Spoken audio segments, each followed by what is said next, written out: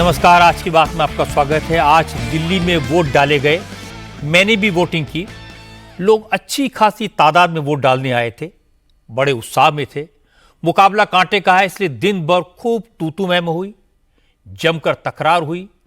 आम आदमी पार्टी के नेताओं ने पुलिस पर पक्षपात के आरोप लगाए, बीजेपी पर गुंडागर्दी के इल्जाम लगाए। दिल्ली के चुनाव के बारे में मेनली 3 बातें मैं आपको बताऊंगा।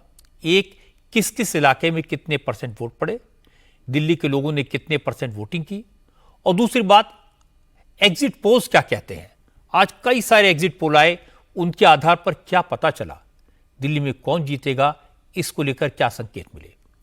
और तीसरी बात मैं आपको दिखाऊंगा कि केजरीवाल, सिसोदिया, राघव चड्ढा, आतिशी सिंह आज कितने बेचैन रहे, कितने परेशान दिखे। इनकी बेचैनी की वजह भी मैं आपको बताऊंगा। दिल्ली में कई जगह पुलिस के साथ केजरीवाल की पार्टी के नेताओं की झड़प हुई। एक जो जगह हंगामा ज्यादा हुआ तो वोटिंग कुछ देर के रोकनी पड़ी। लेकिन इससे कहीं ज्यादा गर्मी यूपी के एक बाई इलेक्शन मिल्कीपुर में दिखाई दी। मिल्कीपुर सीट पर आज वोटिंग के दौरान खूब हंगामा हुआ। मिल्कीपुर में करीब 66% वोट पड़े। समाजवादी पार्टी के नेता दिन भर इलेक्शन कमीशन पर इल्जाम लगाते रहे, पुलिस को बीजेपी का एजेंट बताते रहे। लेकिन आमतौर पर मतदान शांतिपूर्ण रहा। दिल्ली में अब बीजेपी, आम आदमी पार्टी और कांग्रेस तीनों पार्टियों के नेता अपनी अपनी जीत के दावे कर रहे हैं। और मिल्कीपुर में अखिलेश यादव ने जीत का दावा किया है। किसके दावों में कितना दम है, इसका अंदाजा आपको एग्जिट पोल से लग सकता है, क्योंकि जनता तो वोट डाल चुकी। वोटिंग मशीन 8 फरवरी को खुलेंगी, असली नतीजा 8 फरवरी को आएगा। लेकिन 8 फरवरी को क्या तस्वीर उभर सकती है, इसको लेकर अलग अलग एग्जिट पोल्स में अलग अलग दावे किए गए हैं। किस एग्जिट पोल का क्या अनुमान है, यह मैं आपको सबसे पहले दिखा देता हूं। मेरे पास कुल 10 एग्जिट पोल्स के आंकड़े हैं, और नोट करने वाली बात है कि 10 में से 8 एग्जिट पोल दिल्ली में अरविंद केजरीवाल की विदाई और 27 साल के बाद बीजेपी की सत्ता में वापसी का अनुमान दिखा रहे हैं। सिर्फ 2 एग्जिट पोल ऐसे हैं जो फिर से आम आदमी पार्टी की सरकार बनने का दावा कर रहे हैं। एक एक करके आपको सारे के सारे 10 एग्जिट पोल दिखा देता हूं। मेट्राइज के मुताबिक इस बार दिल्ली में कड़ी टक्कर है, लेकिन बीजेपी को एज है। बीजेपी बहुमत के आंकड़े को पार कर रही है। मेट्राइज के एग्जिट पोल में आम आदमी पार्टी को 70 में से 32 से 37 सीटें और बीजेपी को 35 से 40 सीटें मिलने की उम्मीद है, जबकि कांग्रेस को सिर्फ 1 सीट मिलने की संभावना जताई गई है। चाणक्य स्ट्रेटेजीज के पोल में बीजेपी को क्लियर बढ़त दिखाई दे रही है। चाणक्य स्ट्रेटेजीज के एग्जिट पोल के मुताबिक बीजेपी को 39 से 44 सीटें मिल सकती हैं और आम आदमी पार्टी 25 से 28 सीटों पर सिमट सकती है। इस पोल के मुताबिक इस बार कांग्रेस का खाता खुल सकता है। चाणक्य स्ट्रेटेजीज के मुताबिक कांग्रेस को 2 से 3 सीटें मिल सकती हैं। जेवीसी के एग्जिट पोल में भी बीजेपी को इस बार दिल्ली में 39 से 45 सीटें मिलने का अनुमान दिखाया गया है, जबकि आम आदमी पार्टी 22 से 31 सीटें मिलने की बात है। जेवीसी के एग्जिट पोल में भी कांग्रेस को 2 सीटें मिलने की उम्मीद है। पीपल्स पल्स ने तो इस बार दिल्ली विधानसभा के चुनाव में बीजेपी की लैंडस्लाइड विक्ट्री का ऐलान कर दिया है। पीपल्स पल्स के एग्जिट पोल ने दावा किया है कि इस बार दिल्ली में बीजेपी को 51 से 60 सीटें मिल सकती हैं और वो 3/4 बहुमत हासिल करके आराम से सरकार बना लेगी। पीपल्स प्लस के मुताबिक केजरीवाल की पार्टी इस बार 10 से 19 सीटों पर सिमट सकती है और कांग्रेस का इस बार भी खाता नहीं खुलेगा। एक और एग्जिट पोल पीपल्स इंसाइट ने भी दिल्ली में बीजेपी की सरकार बनने की भविष्यवाणी की है। पीपल्स इंसाइट के मुताबिक बीजेपी को 40 से 44 सीटें मिल सकती हैं, जबकि आम आदमी पार्टी 25 से 29 सीटों पर सिमट सकती है। पीपल्स इंसाइट के एग्जिट पोल ने कांग्रेस को 1 सीट मिलने की उम्मीद जताई है। पोल डायरी, इसके मुताबिक बीजेपी की बंपर जीत का अनुमान है।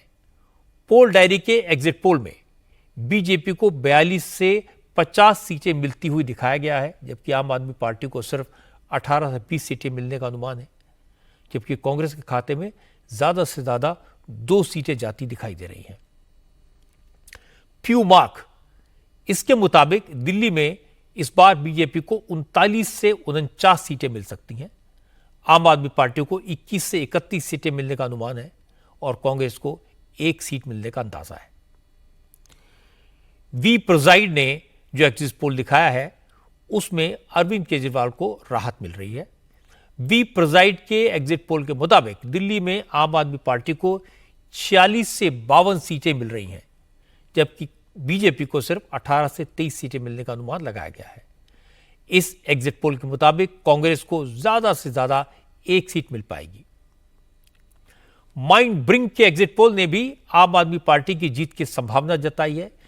इस एग्जिट पोल का दावा है कि अरविंद केजरीवाल की पार्टी को 44 से 49 सीटें मिल सकती हैं, जबकि बीजेपी को 21 से 25 सीटों पर संतोष करना पड़ेगा। वहीं कांग्रेस को 1 सीट से ज्यादा पर जीत मिलने वाली नहीं है इस पोल के मुताबिक। डीवी रिसर्च ने भी अपने एग्जिट पोल में बीजेपी की सरकार बनने की भविष्यवाणी की है। डीवी रिसर्च के मुताबिक बीजेपी को दिल्ली में 36 से 44 सीटें मिल सकती हैं और आम आदमी पार्टी 26 से 34 सीटों पर सिमट सकती है। डीवी रिसर्च ने अपने एग्जिट पोल में बताया कि दिल्ली में इस बार भी कांग्रेस का खाता नहीं खुलेगा, 0 सीट मिलेगी।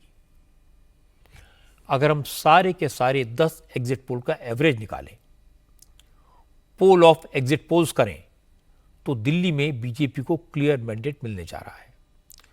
पोल ऑफ एग्जिट पोल्स के मुताबिक बीजेपी को दिल्ली में 39 सीटें मिल सकती हैं और आम आदमी पार्टी 30 सीटों तक सिमट जाएगी और कांग्रेस को 1 सीट मिलने की उम्मीद जताई गई है।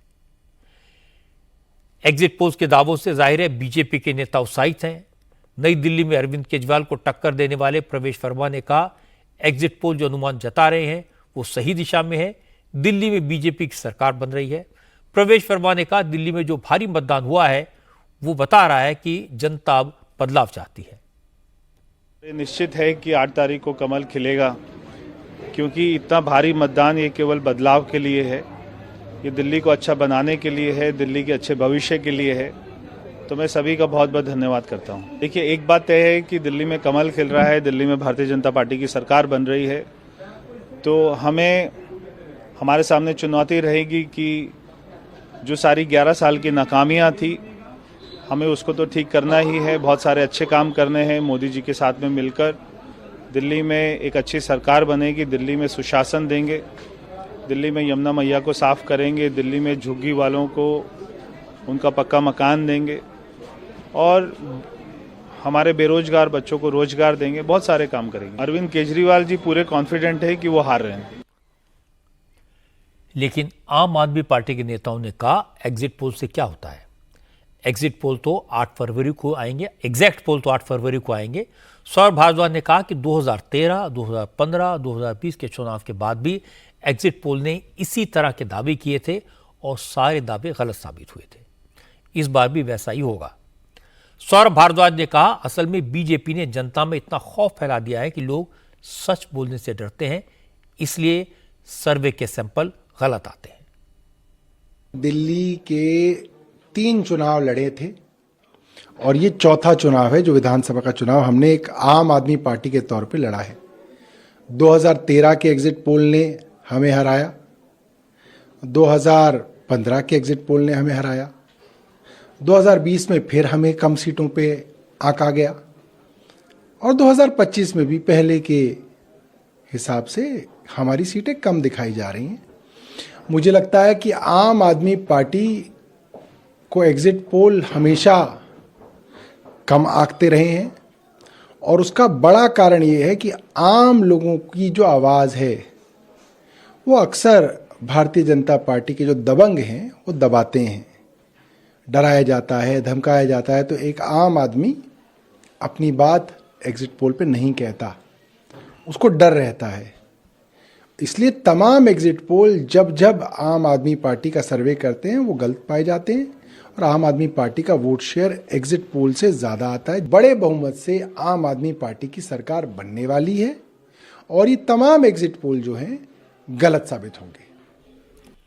ये बात सही है, बहुत बार एग्जिट पोल बिल्कुल गलत साबित होते हैं।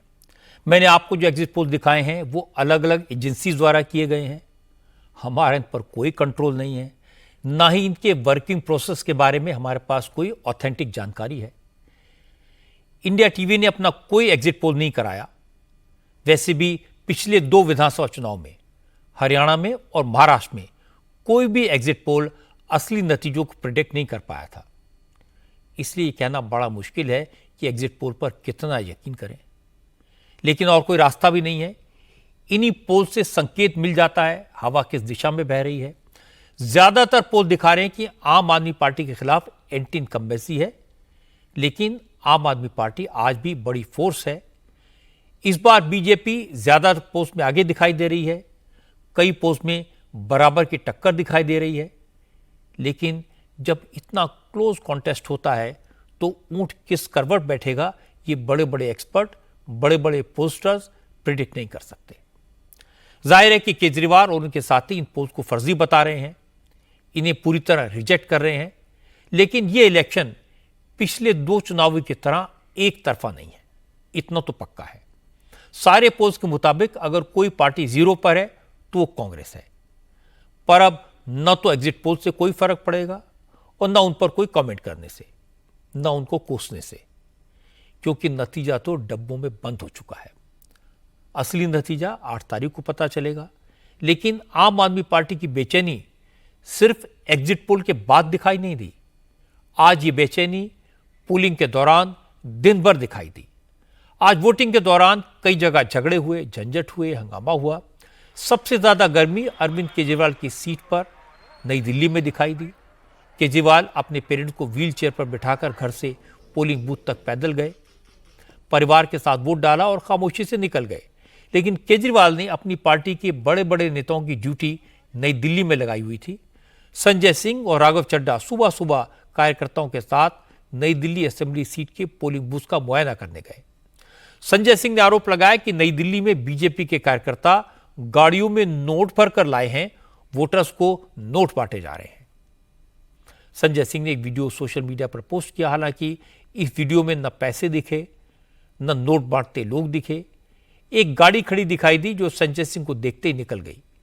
इसी आधार पर संजय सिंह ने आरोप लगा दिया कि राष्ट्रपति भवन के पास बूथ नंबर 27 में एक कार से पैसे बांटे जा रहे थे, लेकिन उन्हें देखकर पैसे बांटने वाले लोग भाग गए।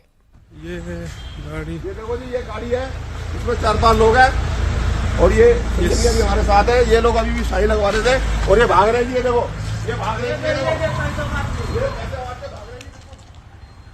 इसके थोड़ी देर बाद संजय सिंह ने एक और वीडियो जारी करके इल्जाम लगाया कि बीजेपी के लोग गुंडागर्दी कर रहे हैं। तुगलक लेन बूथ पर आम आदमी पार्टी के पोलिंग एजेंट्स को टेबल लगाने से रोका जा रहा है।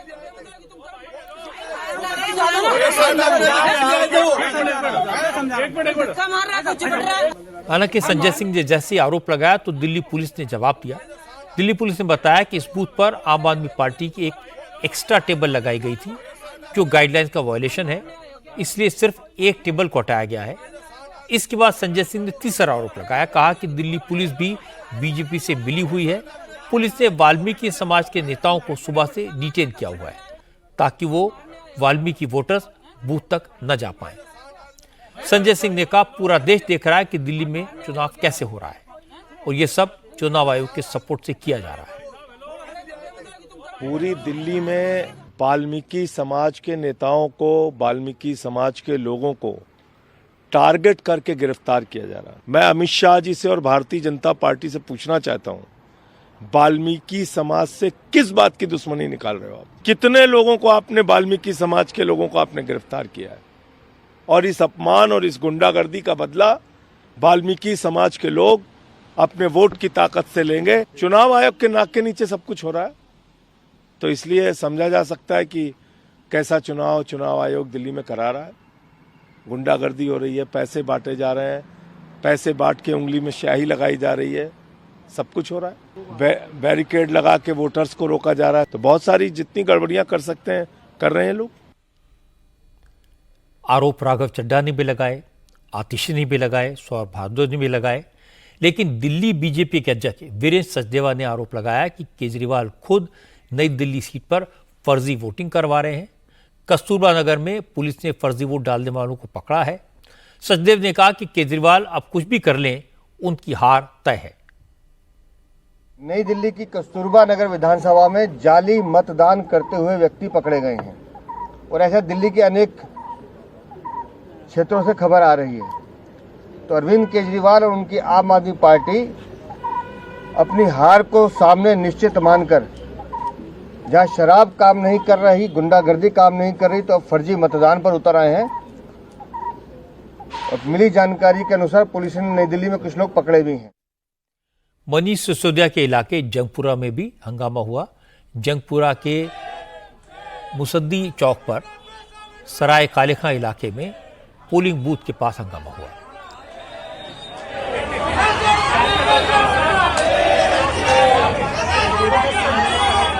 आम आदमी पार्टी के कार्यकर्ताओं ने आरोप लगाया कि बीजेपी के उम्मीदवार तरविंदर मरवा पोलिंग बूथ के पास एक मकान में बुलाकर लोगों को पैसे बांट रहे हैं। इसी बात पर नारेबाजी शुरू हो गई।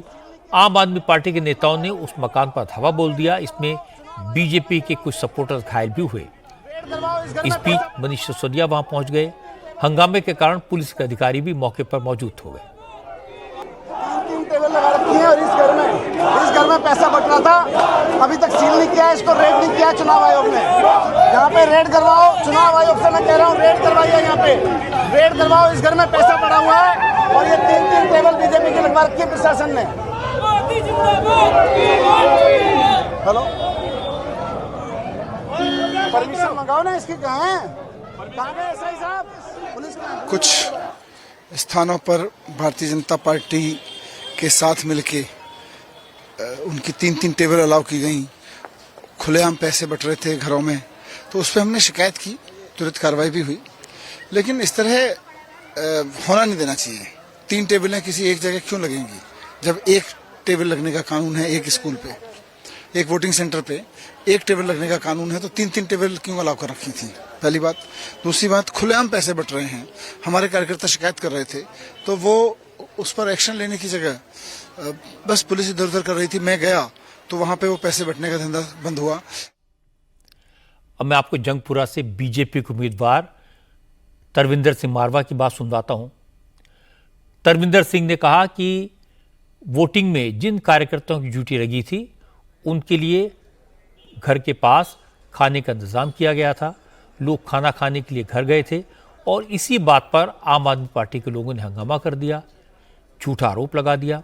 मारवा ने कहा मनीष सिसोदिया को हार दिखाई दे रही है, इसलिए अब वो झगड़े, झंझट और मारपीट पर उतर आए हैं। पैसे तो ये बांट रहे हैं, पैसे तो हर झुग्गी में। इनके बाहर से पंजाब से 500 आदमी आए हुए हैं, सारा मतलब पड़पड़गंज से, त्रिलोकपुर से, कल्याणपुर से, क्योंकि डिप्टी सीएम रहा है।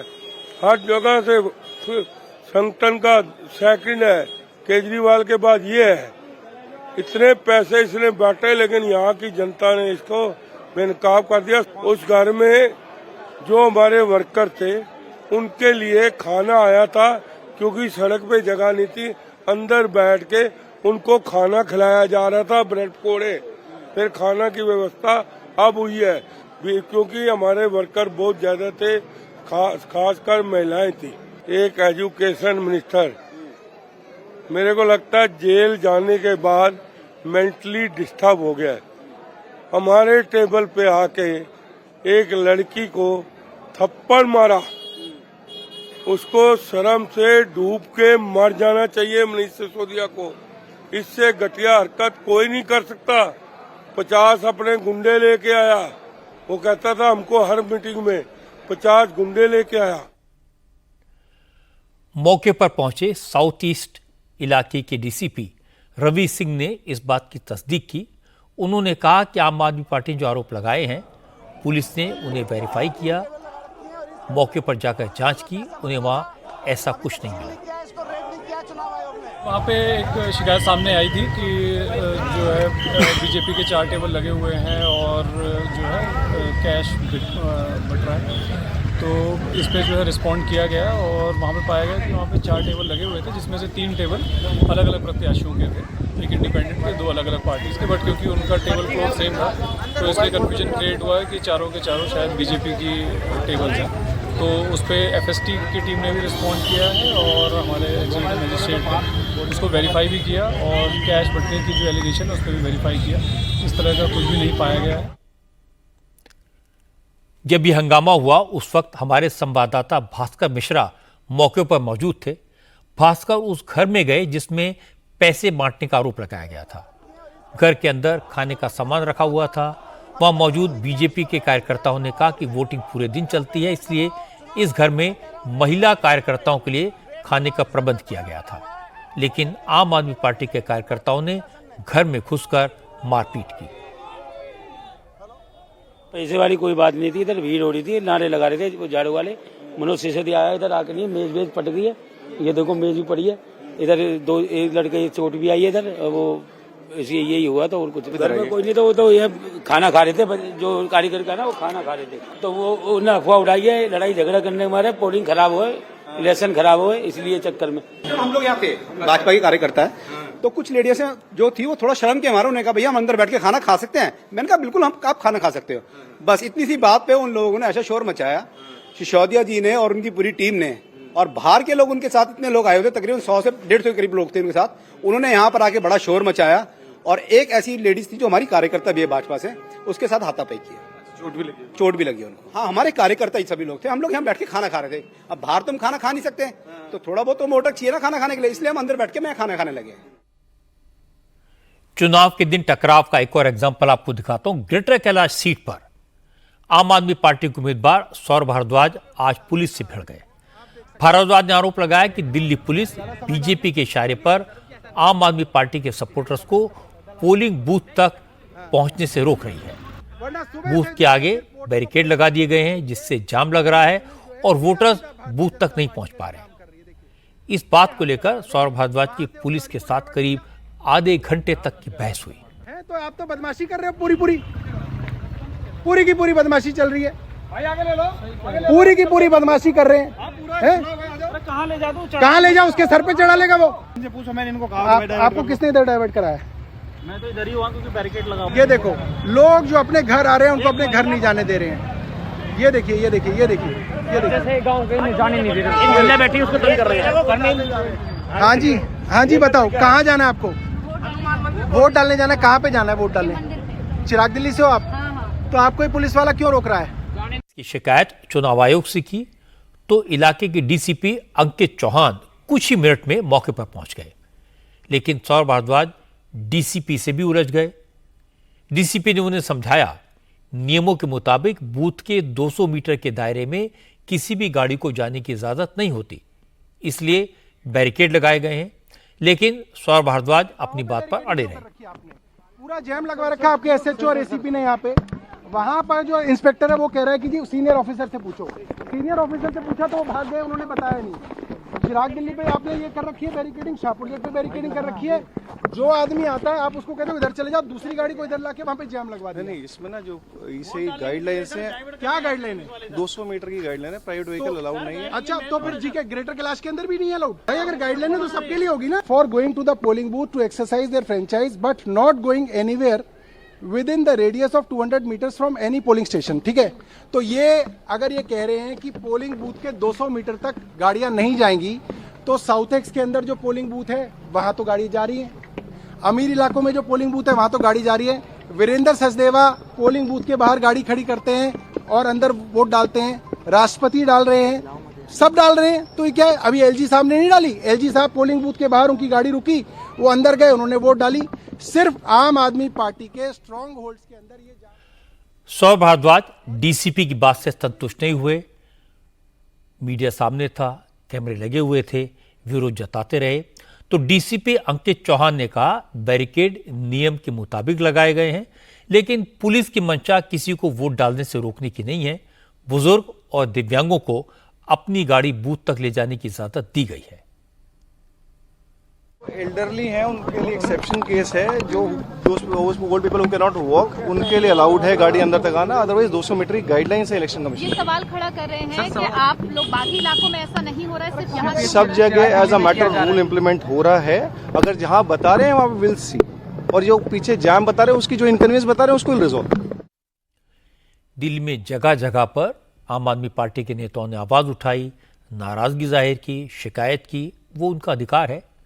उन्होंने इलेक्शन कराने के तरीके पर भी सवाल उठाए, चुनाव आयोग से बार बार शिकायत की। लेकिन चुनाव के मैदान में आमतौर पर यह माना जाता है कि जो पार्टी हार रही होती है वो ज्यादा शोर मचाती है, ज्यादा शिकायतें करती है। हालांकि इस बात का कोई साइंटिफिक बेसिस नहीं है, कहने की बात है। कई बार शोर मचाने वालों को भी मैंने जीतते देखा है। हंगामा बीजेपी ने भी किया, लेकिन उसकी वजह दूसरी थी, हिंदू मुस्लिम इशू था। बीजेपी के कार्यकर्ताओं ने सीलमपुर में बुरके की आड़ में फर्जी वोटिंग का आरोप लगाया और इसके बाद बीजेपी और आम आदमी पार्टी के सपोर्टर्स आमने सामने आ गए, भिड़ गए, नारेबाजी हुई।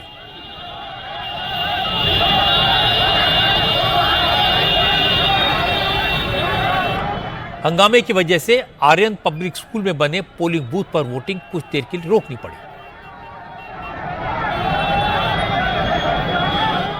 असल में हुआ ये, जब एक हिंदू महिला वोट डालने के लिए बूथ पर पहुंची, जब वो पोलिंग बूथ के अंदर पहुंची तो उसे बताया गया कि उसका वोट तो पहले ही डाल दिया गया है। महिला बाहर आई, उसने इस बात की शिकायत बीजेपी के कार्यकर्ताओं से की। इसके बाद बूथ के बाहर बीजेपी कार्यकर्ताओं ने हंगामा किया। आम आदमी पार्टी के कार्यकर्ता भी आ गए, दोनों तरफ से नारे लगे, इलाके में तनाव बढ़ गया, वोटिंग रोक दी गई। मौके पर पुलिस की एडिशनल फोर्स भेजी गई, तब जाकर हालात काबू में आए।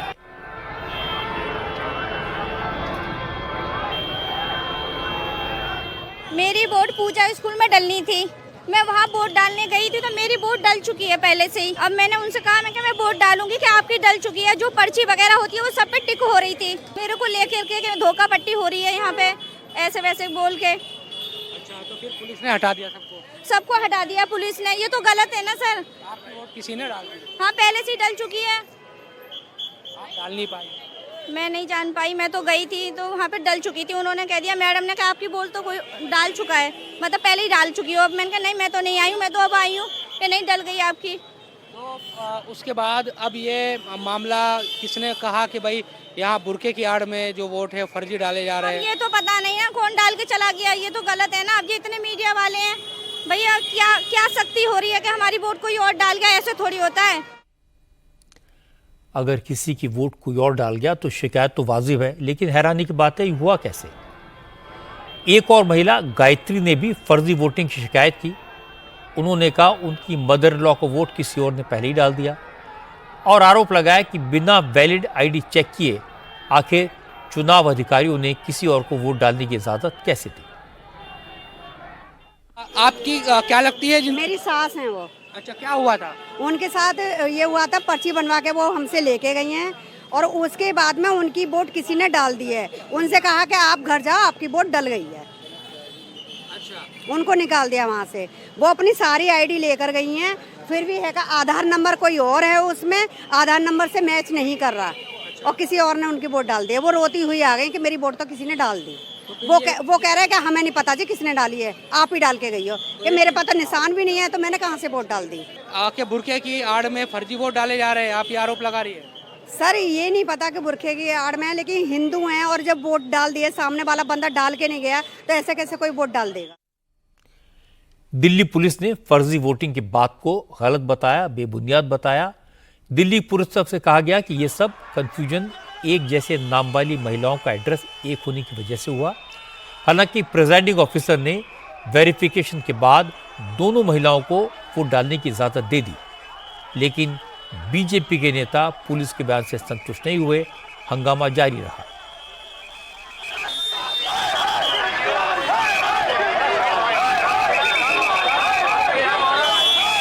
सीलमपुर से बीजेपी के उम्मीदवार अनिल गौड़ भी वहां पहुंच गए।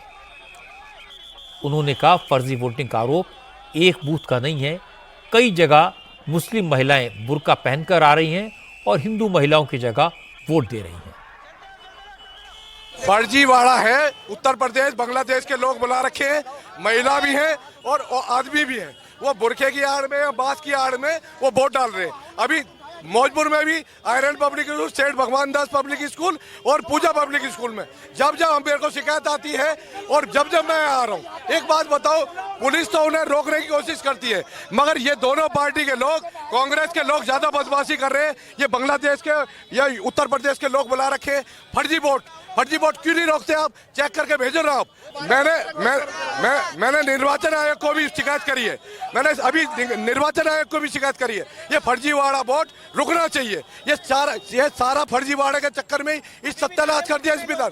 अब भी मुर्गा चेक करके बोले ना। जब आपने कंप्लेन करी उसके बाद से कुछ हालात अरे नहीं, सुधार नहीं आ रहा, कोई सुधार नहीं है, कोई सुधार नहीं। इस तरह के आरोप हर चुनाव में लगते हैं। दिल्ली में कुछ ज़्यादा लगे, ख़ासतौर पर मीडिया की प्रेजेंस है तो लोग और ज़्यादा ज़ोर से बोलते हैं। अब सवाल है कि दिल्ली का चुनाव कौन जीतेगा? 10 में से 8 एग्जिट पोल बीजेपी की जीत दिखा रहे हैं। 2 एग्जिट पोल्स में आम आदमी पार्टी की सरकार बनती दिखाई दे रही है। दिल्ली के पिछले 2 विधानसभा चुनाव में एग्जिट पोल्स ने आम आदमी पार्टी को हारता हुआ दिखाया था। इसलिए एग्जिट पोल्स पर यकीन करें तो कैसे करें? दूसरी बात है पब्लिक का फीडबैक, रिपोर्टर्स का फीडबैक। लोगों का कहना है कि केजरीवाल के 2 बड़े सपोर्ट बेस थे, एक झुग्गी झोपड़ी में रहने वाले गरीब लोगों का वोट और दूसरा मुस्लिम वोटर। झुग्गी झोपड़ी का जहां तक सवाल है, लोग कहते हैं कि बीजेपी ने इसमें अच्छा खासा डेंट लगाया है। मुस्लिम वोटर्स आम आदमी पार्टी की झाड़ू के अलावा कांग्रेस के हाथ और ओवैसी की पतंग को भी वोट दे रहे हैं। इसका नुकसान केजरीवाल को हो सकता है क्योंकि पिछली बार उन्हें मुसलमानों के एक मुश्त वोट पड़े थे। ओखला में रहने वाले कुछ लोगों ने तो यहां तक कहा कि तीनों पार्टियों में मुस्लिम वोट डिवाइड होने से मुस्लिम डोमिनेटेड इलाकों में भी बीजेपी जीत जाए तो हैरानी नहीं होनी चाहिए।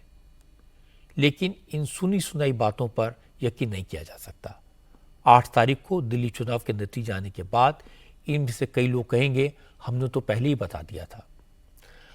अब तक कोई ऐसी मशीन नहीं बनी जो पब्लिक के मूड को एडवांस में समझ सके। चुनाव लड़ने और लड़ाने वाले भी यकीन से नहीं कह सकते कि कौन जीतेगा कौन हारेगा। इसी तरह का हाल उत्तर प्रदेश की विधानसभा सीट मिल्कीपुर में देखने को मिला। आज मिल्कीपुर में भी जबरदस्त वोटिंग हुई। चुनाव आयोग के फिगर्स के मुताबिक मिल्कीपुर में 65% से ज्यादा वोट पड़े, लेकिन मिल्कीपुर में भी हंगामा खूब हुआ, टकराव हुआ।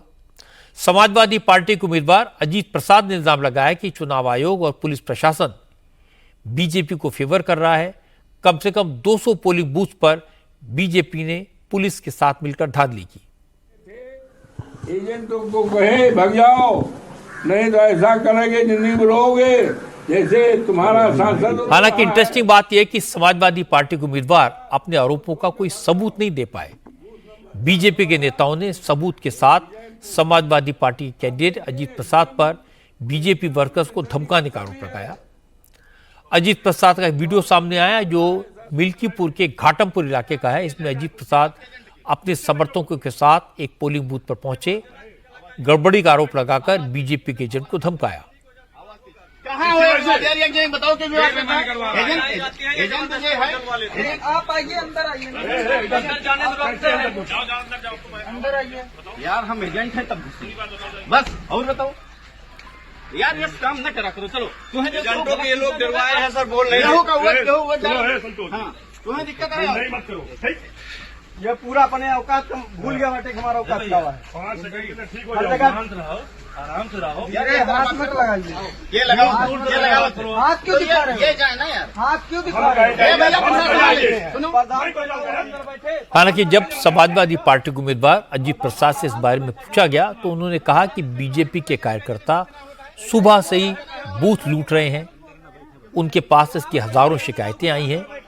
वो ऐसी एक कंप्लेंट पर घाटमपुर पहुंचे थे। बीजेपी का एजेंट फर्जी वोटिंग करा रहा था, इसलिए बहस हुई।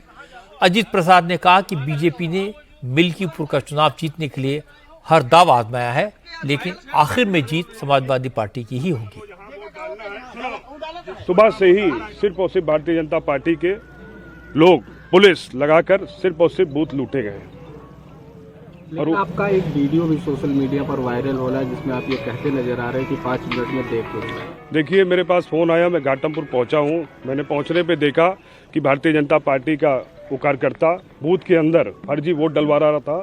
तब मैंने उससे कहा कि तुम बाहर जाओ, और वहाँ पे जनता भी खड़ी थी, उसने भी शिकायत करी। पूरी वीडियो आप देखिएगा, आपको जानकारी मिल जाएगी कि किस तरह फर्जी वोट भारतीय जनता पार्टी के पक्ष में डलवा रहे थे। व्यवस्था जो है सिर्फ और सिर्फ ये चाहते हैं किसी तरह जो है इस चुनाव को जीता जाए, लेकिन जो जनता है सम्मानित वो सिर्फ और सिर्फ अखिलेश यादव जी की साइकिल को देख रही है और उनको आशीर्वाद दे रही है। अखिलेश यादव भी आज पूरे दिन मिल्कीपुर में वोटिंग पर नजर गड़ाए रहे। उन्होंने भी प्रशासन पर चुनाव में हेराफेरी करने, बीजेपी को फेवर करने का आरोप लगाए। अखिलेश ने कहा कि प्रिजाइडिंग ऑफिसर्स को बीजेपी के लिए वोट कराने का टारगेट दिया गया है, मुस्लिम महिलाओं को वोट डालने से रोका जा रहा है, समाजवादी पार्टी के वोटर्स को धमकाया जा रहा है। अखिलेश यादव ने पुलिस अधिकारियों पर भी बीजेपी की मदद करने का आरोप लगाया। कहा कि पुलिस अधिकारी लोगों के पहचान पत्र जबरन चेक कर रहे हैं, समाजवादी पार्टी के सपोर्टर्स को चेकिंग के नाम पर वोट डालने से रोका जा रहा है। हालांकि अयोध्या के एसएसपी ने अखिलेश यादव को गलत बताया। एसएसपी राजकरण नैयर ने कहा पुलिस अधिकारी केवल बूथ एजेंट की चेकिंग कर रहे हैं ताकि किसी को कोई शिकायत ना हो। पुलिस किसी भी तरह से चुनावी प्रोसेस में कोई इंटरफेरेंस नहीं कर रही। ये बहुत स्पष्ट रूप से बताना चाहेंगे, पुलिस के द्वारा किसी भी बूथ पे किसी भी मतदाता का आई कार्ड चेक नहीं किया जा रहा है। एक फोटो जो मेरे संज्ञान में आई है जिसमें कहा जा रहा है कि मतदाता का आई कार्ड चेक किया जा रहा है, वह बिल्कुल गलत तथ्य लिखे हुए हैं। जिस व्यक्ति के बाद से उस फोटो में जो व्यक्ति दिखाई दे रहा है वह किसी एक प्रत्याशी का बूथ एजेंट है, और कहीं जो शिकायत मिल रही है जिसमें कहा जा रहा है कि किसी एक पर्टिकुलर राजनीतिक दल के बूथ एजेंट को वहां पे समस्या हो रही है, उन बूथों पर जा करके जो भी वहां के सभी बूथ एजेंट हैं सबका पहचान पत्र चेक करके सबसे पूछ करके कि उन्हें कोई समस्या तो नहीं है, इसी दौरान ली गई एक फोटो को भ्रामक तथ्यों के साथ दिया। अखिलेश यादव ने यूपी के किसी चुनाव में पुलिस की भूमिका पर सवाल कोई पहली बार नहीं उठाया है। समाजवादी पार्टी के प्रत्याशी कई बार बूथ लूटने और वोटर्स को रोकने के आरोप लगाते रहे हैं, और पुलिस बार बार यही कहती है कि वो चुनाव प्रक्रिया में किसी तरह का हस्तक्षेप नहीं करती। अब एक ही रास्ता है कि समाजवादी पार्टी के पास अगर कोई सबूत है तो वो सबूत इलेक्शन कमीशन को दिए जाए। इधर उधर कही गई बातों को और वीडियो में कहे गए आधे अधूरे सेंटेंसेस के आधार पर आरोप लगाने का कोई फायदा नहीं होता। आज जब अखिलेश यादव पुलिस पर पक्षपात करने का इल्जाम लगा रहे थे, जब मिल्कीपुर में वोटिंग हो रही थी, उस समय योगी आदित्यनाथ इन सारी बातों से दूर महाकुंभ में थे। वो प्रधानमंत्री नरेंद्र मोदी के साथ दिखाई दिए, और प्रधानमंत्री नरेंद्र मोदी उस समय संगम में डुबकी लगा रहे थे। हालांकि मोदी के महाकुंभ के दौरे का बहुत ज्यादा शोर शराबा नहीं हुआ, न नेताओं की भीड़ थी, न सुरक्षा का बहुत ज्यादा तामझाम था। मोदी को रिसीव करने सिर्फ योगी आदित्यनाथ पहुंचे थे।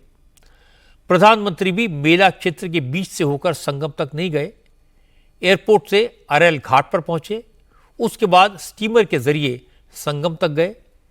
जिस वक्त मोदी अरेल घाट से संगम की तरफ बढ़ रहे थे, उस वक्त लाखों श्रद्धालु गंगा स्नान कर रहे थे। मोदी ने घाटों पर मौजूद लाखों लोगों का अभिवादन किया। इसके बाद संगम में स्नान किया, वैदिक मंत्रोच्चार के बीच संगम में डुबकी लगाई, वहीं खड़े होकर मां गंगा को प्रणाम किया, रुद्राक्ष की माला लेकर मंत्रों का जाप किया और इसके बाद सूर्य देव को अर्घ्य दिया।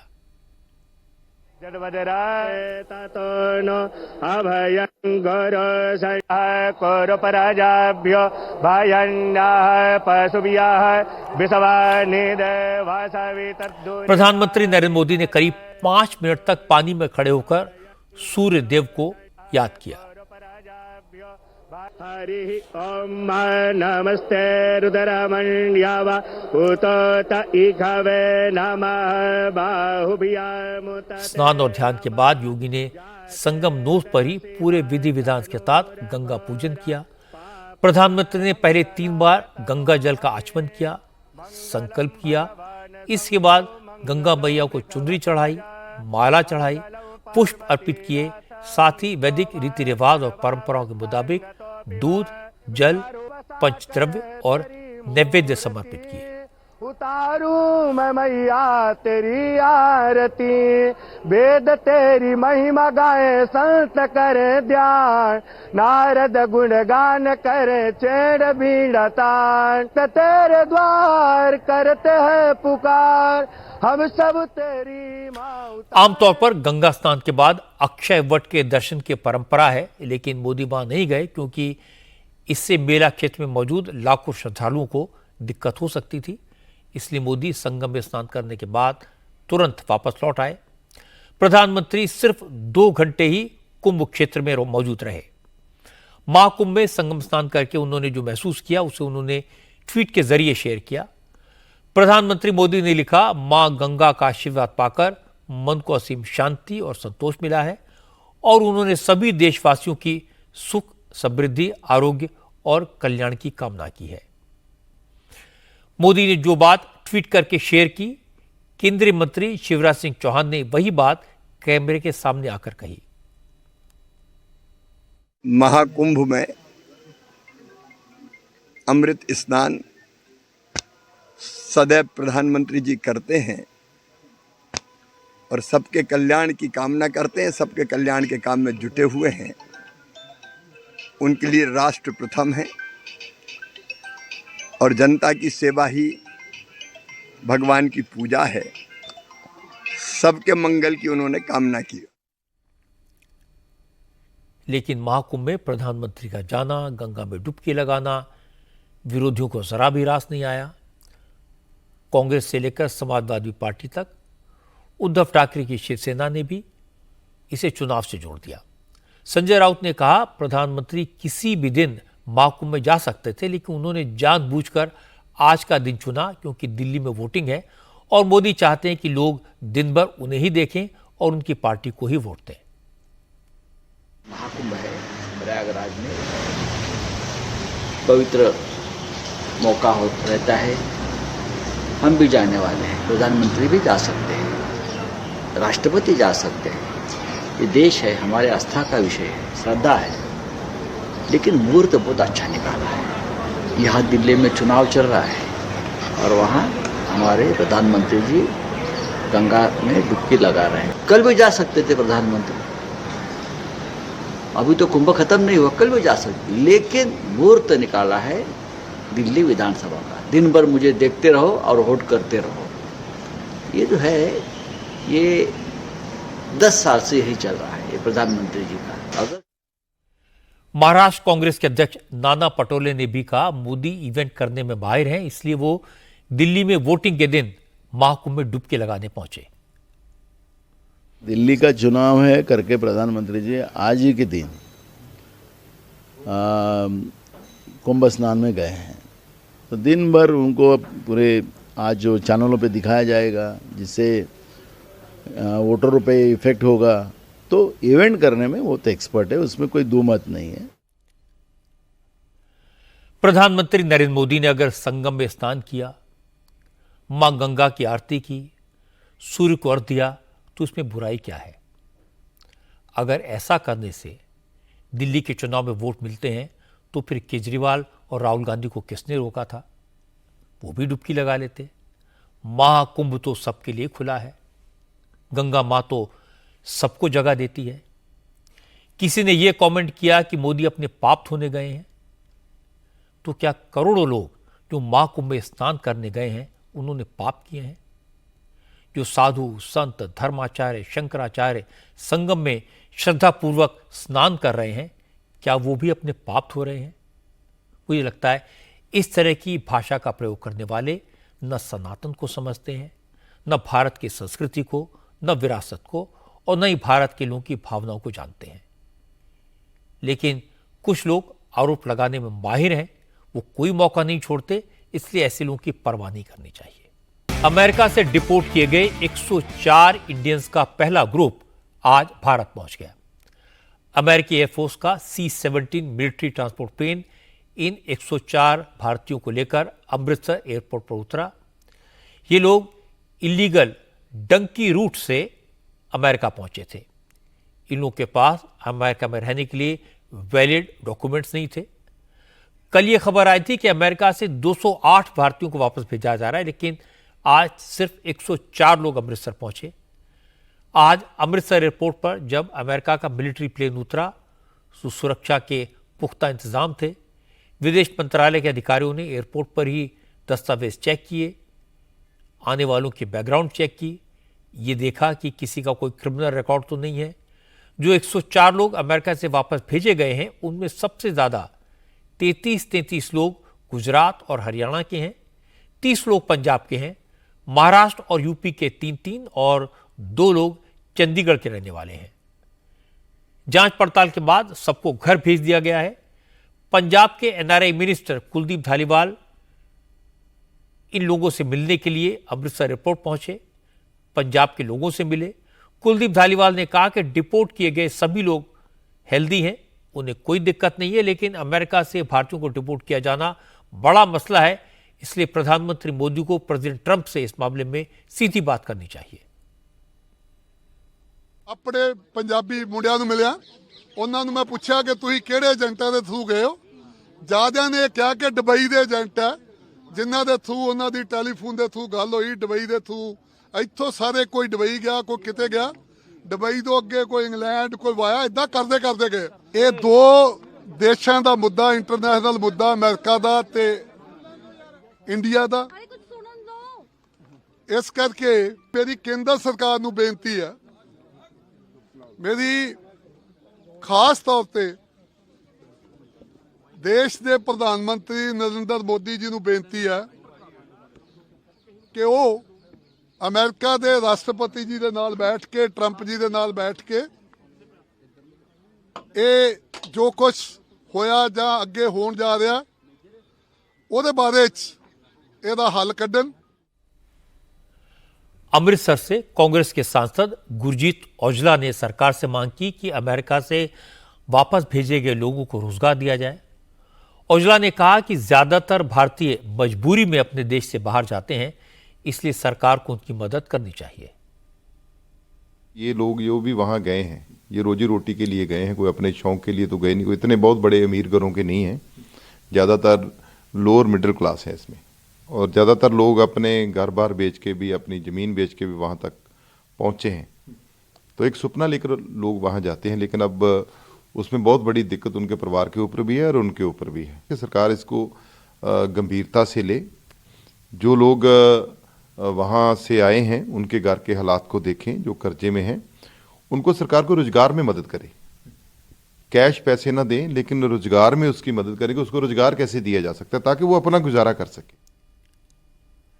ये बात सही है कि ये लोग किसी रोजगार की तलाश में अमेरिका गए थे, लेकिन गए थे गैर कानूनी तरीके से, इसलिए अमेरिका उनको वापस भेजे, इस पर तो कोई आपत्ति नहीं की जा सकती। एक डिप्लोमेट ने कहा एक प्रॉब्लम और आएगी, अमेरिका भारत सरकार से इन लोगों को डिपोर्ट करने में जो खर्चा हुआ है उसकी मांग करेगा और सरकार किस अकाउंट से उसकी पेमेंट करेगी।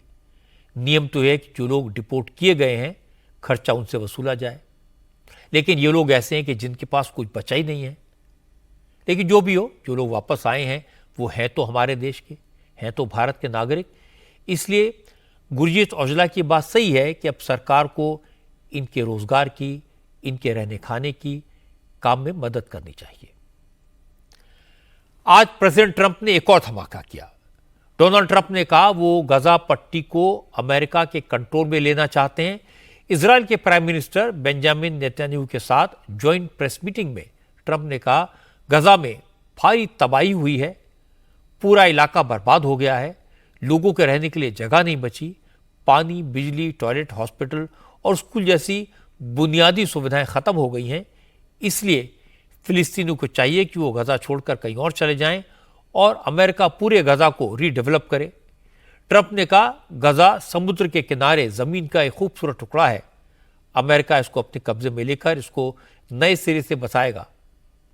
ट्रंप पहले भी कह चुके हैं इजिप्ट, जॉर्डन और लेबनान को गजा के फिलिस्तीनियों को अपने यहां बसा लेना चाहिए। हालांकि इन सभी देशों ने ट्रंप के प्रस्ताव को रिजेक्ट कर दिया था। अब ट्रंप ने गजा पर कब्जा करने की बात कही तो सऊदी अरब और ईरान से लेकर यूरोपीय देशों और ऑस्ट्रेलिया तक सबने इस प्रस्ताव का विरोध किया है। सबने कहा कि गजा पट्टी पर हक फिलिस्तीनियों का है, उस पर किसी और का कब्जा सरासर गलत होगा, गैर कानूनी होगा। दिल्ली में डिजिटल अरेस्ट करने वाले एक बड़े रैकेट का भंडाफोड़ हुआ है। इस गैंग ने 2 लाख लोगों के साथ ठगी की। दिल्ली पुलिस ने इस गैंग के 3 मेंबर्स को गिरफ्तार किया है। यह गैंग लोगों को ठगने के लिए एक नए तरीके की तकनीक का इस्तेमाल कर रहा था। जिस फोन से फोन किया जाता था वो किसी दूसरे देश से था, लेकिन जो नंबर शो करता था वो अपने देश की लैंडलाइन का नंबर था। लोग इसके झांसे में आ जाते थे। इस तरीके से इस गैंग ने 2 लाख से ज्यादा कॉल्स की। एक महिला की कंप्लेंट पर यह गैंग पकड़ा गया। असल में पिछले साल दिसंबर में दिल्ली की एक महिला ने पुलिस से शिकायत की थी कि उसे किसी का फोन आया जिसने खुद को TRI का अधिकारी बताया और कहा कि आपका फोन गलत तरीके से इस्तेमाल हुआ है, आपको डिजिटल अरेस्ट किया जा सकता है। यह कहकर ठगों ने महिला से 1 लाख रुपए ट्रांसफर करवा लिए।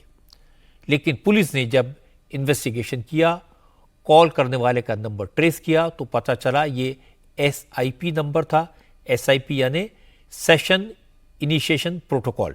ये एक ऐसी तकनीक है जिससे किसी भी दूसरे देश से नंबर से कॉल करने पर वो नॉर्मल ट्रंक कॉल में कन्वर्ट हो जाती है। क्योंकि बाहरी नंबरों से आने वाली कॉल्स को आजकल ब्लॉक किया जा रहा है, इनसे लोग सावधान हो जाते हैं, इसलिए ठगों ने यह नया तरीका निकाला। ये नंबर अपने देश के नंबर जैसा दिखता है, लेकिन पुलिस ने तफ्तीश की तो पता चला जिस नंबर से कॉल आया वो एक ट्रस्ट के नाम पर लिया गया था। ये ट्रस्ट अजयदीप चला रहा था। दिल्ली पुलिस ने अजयदीप को लखनऊ से पकड़ा, जो BTech है और उसने MBA भी किया हुआ है। अजयदीप की निशानदेही पर दूसरे आरोपी अभिषेक श्रीवास्तव को करनाल से गिरफ्तार किया गया और तीसरा आरोपी आशुतोष गुरुग्राम से पकड़ा गया, जिसने गुड़गांव में पूरा सेटअप बनाया था। दिल्ली पुलिस के DCP निशन वॉल्सन ने बताया कि आरोपियों ने 5000 से ज्यादा SIP नंबर्स का इस्तेमाल किया, लेकिन डिजिटल अरेस्ट करने के लिए सारी कॉल्स कंबोडिया, थाईलैंड और कनाडा से आती थी। ये तीनों आरोपी सिर्फ फैसिलिटेटर का काम कर रहे थे। जितनी कॉल्स की गई उसके हिसाब से इन तीनों को पैसे मिलते थे। MHA का प्लेटफॉर्म है I4C और नेशनल लॉन्ग डिस्टेंस ऑपरेटर, इन्होंने इन एजेंसीज ने बाहर के जो काफी लोग कॉल्स थे इनको ब्लॉक किया था। जो डिजिटल अरेस्ट जो बाहर से कॉल इनिशिएट हो रहा था वो काफी कम हुआ था। तो क्रिमिनल्स ने एक नया मॉडस ऑपरेंडी निकाला। इसमें यह है कि SIP ट्रंक कॉलिंग को इस्तेमाल करके, SIP मतलब सेशन इनिशिएशन प्रोटोकॉल, तो ये इंफ्रास्ट्रक्चर सेट करने में और कॉल्स के कन्वर्शन रेट के ऊपर इन लोगों को तीनों को रेम्यूनरेशन मिलते थे। असल में डिजिटल अरेस्ट नाम की कोई चीज नहीं होती। लोग नकली पुलिस बनकर डराते हैं, आपके बैंक से पैसा ट्रांसफर करवाते हैं, लूटते हैं। इसलिए सावधान रहें, क्योंकि इस समय डिजिटल फ्रॉड बहुत बड़ी मुसीबत बनता जा रहा है। पिछले साल साइबर क्राइम के 19.5 लाख से ज्यादा केस दर्ज हुए और जो केस मैंने आपको बताया उसमें 2 लाख लोगों को इन लोगों ने ठगा। इस तरह के शिकार आमतौर पर सिर्फ गरीब अनपढ़ लोग नहीं होते, पढ़े लिखे लोग भी इसके शिकार हो जाते हैं। इंजीनियर्स, डॉक्टर्स और कई बड़े बड़े नेता, उनके परिवार के लोग भी इस तरह से अपना पैसा लुटा चुके हैं, अपने अकाउंट खाली करवा चुके हैं। इसलिए संभल कर रहने की ज़रूरत है। अगर आपको इस तरह से कोई फ़ोन करके डराने की कोशिश करे, कोई आपको डिजिटल अरेस्ट करने की धमकी दे, तो डरने की ज़रूरत नहीं है।